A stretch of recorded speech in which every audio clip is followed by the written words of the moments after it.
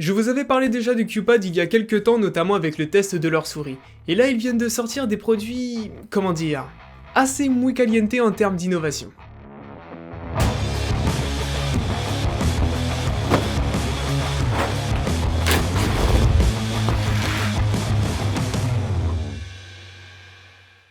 Merci à SteezGamer de m'avoir envoyé ces produits, et oui, il va y avoir un concours, mais cette fois il ne va pas y avoir un gagnant, mais deux, oui.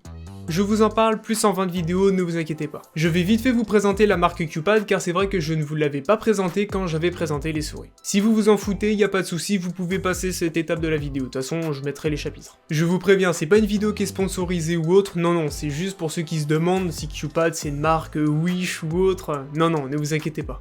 La marque Cupad a été créée en 1992 en Suède, donc c'est une marque suédoise comme Xtrfy et d'autres. Ils ont débuté par la commercialisation des premiers tapis custom plus larges que la normale à l'époque et dédiés 100% aux joueurs. Pendant de nombreuses années, les tapis sont restés le cœur du métier de Cupad, qui est donc l'une des premières marques à avoir proposé de l'équipement e-sport. C'est pour cela qu'elle a longtemps travaillé avec différentes compétitions, dont en 2017 avec les Quake Championships. Ils ont aussi fait leur premier périphérique par la suite. Pour le développement de leur casque audio, ils ont travaillé en collaboration avec Beyond Dynamic, le leader mondial dans l'audio de studio. Il en découlera les fameux QH85 et QH90, c'est ce qui explique aussi que Cupad soit sollicité par HyperX dès 2014 pour développer la gamme Cloud sous licence. Après une période où Cupad ne parvient pas à se renouveler, la marque est finalement reprise par Darfon Electronic en 2019. C'est avec cette reprise par un des plus grands groupes de fabrication électronique chinois, possesseur de BenQ et développeur des premiers claviers maglev, que Cupad entend lancer son renouveau avec des équipements innovants, premier clavier à switch réversible avec le MK95, souris DX700, 900, et des produits qui reprennent les grandes lignes de ce que Cupad a toujours fait de mieux, casque QH91, 92, 95. Cupad existe depuis 25 ans et au service du gaming et de l'e-sport. Donc en gros Cupad ils ont toujours été là, mais ils ont eu du mal à se renouveler à un moment, et donc les marques qu'on connaît tous, elles ont pris le monopole. Mais là Cupad reviennent en force avec de nouveaux produits et innovants. On va tester ça, écoute. On va commencer directement avec le plus gros, c'est-à-dire le clavier. Le MK95 inclut des keycaps en plus pour le FPS, mais en QWERTY. Alors que le clavier est lui en AZERTY, what the fuck. Bon, c'est pas grave, juste le layout visuel qui change. Un petit remove keycap est inclus pour retirer les touches. Il n'a pas l'air comme ça, mais le clavier est assez imposant, surtout au niveau de son poids. Il pèse 1,47 kg, oui, 1,47 kg, vous avez bien entendu, pour 45,1 cm de longueur, 15,1 de largeur et 4 cm de hauteur. Un repose-poignet est présent dans la boîte et ça c'est vraiment plaisant, surtout qu'il est très confortable avec sa texture en simili-cuir toute molle. Il me fait penser à celui du Razer Ornata V2 si je me rappelle bien, et ce dernier ne mesure pas plus grand que le clavier. Le repose-poignet est aimanté au clavier et tient plutôt bien, le tout est très quali, ce qui est un excellent point. Sa construction est plutôt solide et ne risque pas de bouger, sa plate est en alu et le boîtier en plastique. En dessous, waouh, les patins sont énormes, au moins ils ne risquent pas de bouger. Un point un peu plus dommage, c'est peut-être les keycaps de base qui sont en ABS classique. Ah, là c'est mieux. Même du PBT aurait été un plus. Les touches sont en profil chéri, mais j'aurais tout de même préféré voir du double shot, soit du plastique à double injection. Bref, entrons dans le vif du sujet avec sa plus grande particularité par rapport aux autres claviers, ses switches. Oui, la grosse nouveauté de Cupad, c'est cette molette qui permet de changer instantanément entre des switch red et... Oh mon dieu!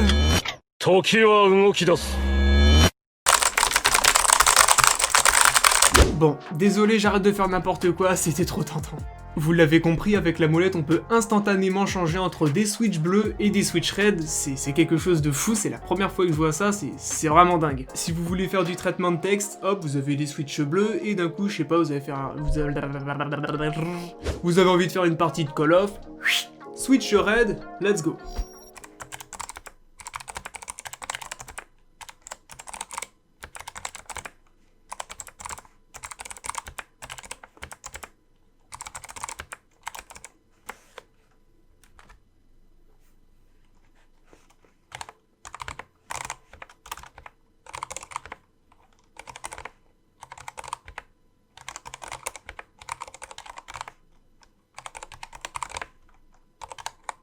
J'ai été très surpris en voulant le démonter contre toute attente, le PCB est touch swappable. Bon, n'allez pas essayer de mettre d'autres switches, ça ne va pas fonctionner, étant donné que l'activation se fait en optique et surtout c'est que ces switches sont propriétaires. Alors comment tout ça fonctionne? Eh bien dans le bottom housing se trouve un petit ressort qui fait pression contre la jambe du stem, la partie blanche.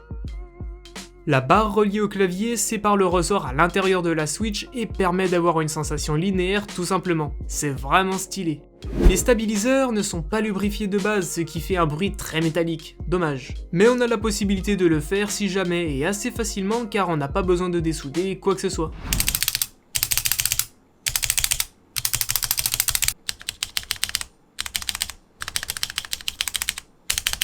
Passons maintenant au tapis de souris sous le nom de FX900. Le tapis est très bien emballé, pas de soucis là-dessus. Par contre, ce qui est drôle, c'est qu'il y a une notice fournie dans la boîte. Oui, une notice. Avec les mentions légales du style « Pour éviter tout risque d'incendie ou de choc électrique, n'exposez pas cet appareil à la pluie ou à l'humidité. » Ok.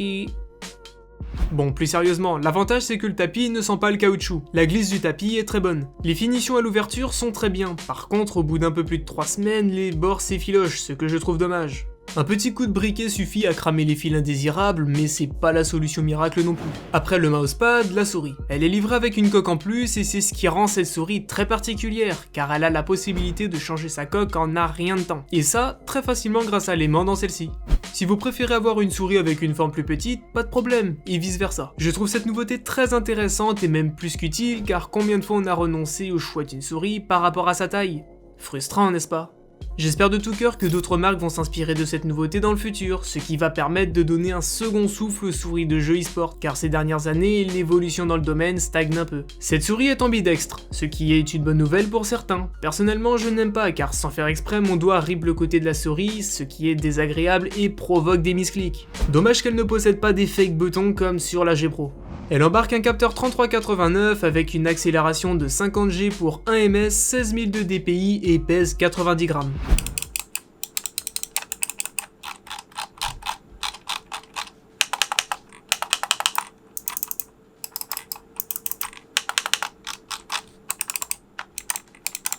Les prises en main en palm grip et claw grip sont agréables, par contre en fingertip, un peu moins car les clics sont plus durs à appuyer à cet endroit-là, vu que les points d'activation sont placés devant. La souris possède du RGB mais n'est pas encore activable de base car le software n'est pas encore sorti.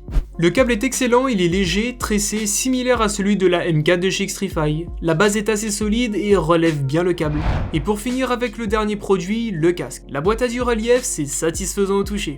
Dedans, un petit guide vous montre les branchements.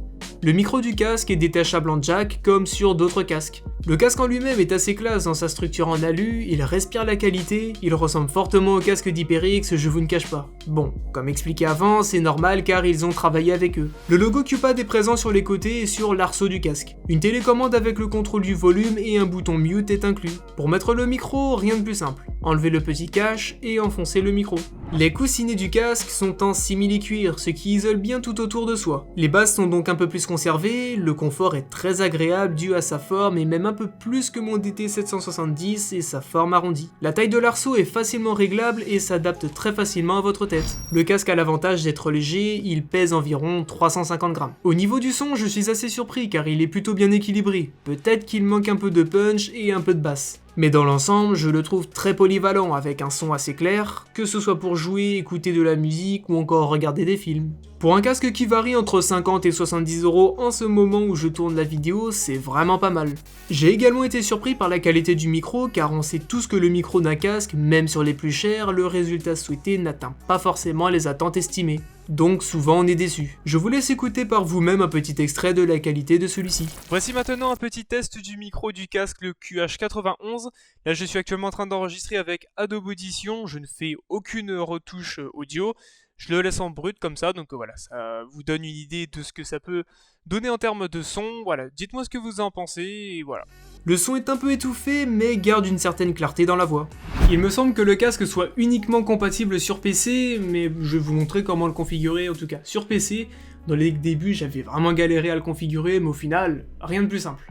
Branchez la prise de casque et micro à l'arrière de la carte mère, mais avant repérez le logo micro et casque pour savoir où les brancher. Ensuite, sur votre PC, rendez-vous dans vos paramètres son et activez par défaut le Realtek High Definition Audio dans lecture et enregistrement. D'un PC à l'autre, ça peut changer, mais dans 90% des cas, c'est le Realtek High Definition Audio. Concernant le software, seul le MK95 le possède. Pour la souris, c'est toujours en développement et le casque est juste plug and play. Vous pouvez venir changer la couleur de chaque touche précisément, régler le niveau d'intensité, les modes de couleur sur le clavier, ajouter des macros en temps réel, etc. etc. Alors qu'est-ce que j'en pense de tout ce setup?